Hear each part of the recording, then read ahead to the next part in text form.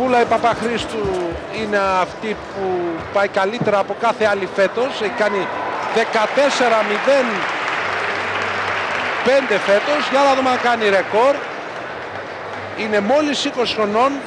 Πήρε μετάλλιο πέρσι στο πρωτάθλημα Ευρώπης των Νεανίδων. Για να δούμε πόσο πήδηξε. Έκανε 13-98 το πρωί στο προκριματικό. 14-16.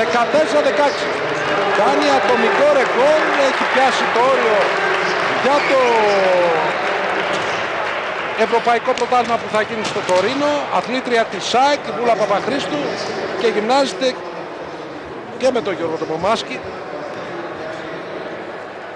Ενώ αυτή την κούρσα σημείωσε χρόνο 7.76 και να δούμε αν θα επαληθευτεί, αν θα είναι καλύτερος ή όχι. Ενώ βλέπετε αθλήτρια που προηγείται στο άλμα τριπλούν. Βούλα Παπαχρήστου λοιπόν.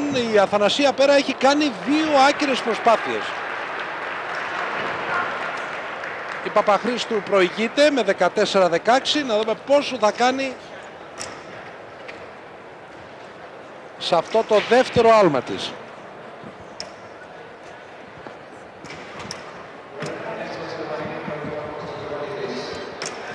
...14 μέτρα, σταθερή, κοντά στα 14 μέτρα, πάνω από τα 14 μέτρα θα λέγαμε, φέτος στους αγώνες της, η 20χρονη Βούλα Παπαχρήστου.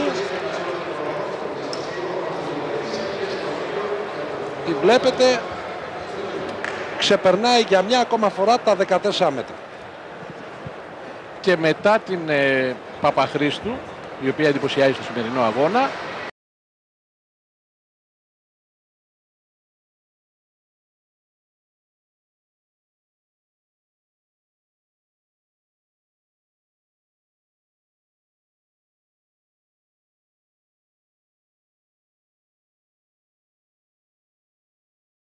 το άλμα τριπλούν.